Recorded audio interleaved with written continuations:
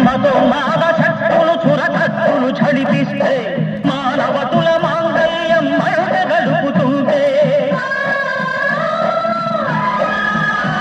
ఆ క్షుద్ర రాజకీయానికి రుద్రనేత్రుడై లేచి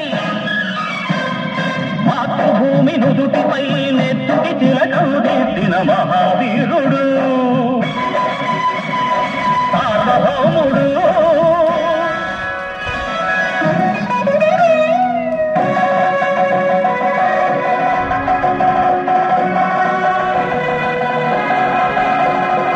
అడుగో అది భయంకరుడు కట్ట బ్రహ్మణ,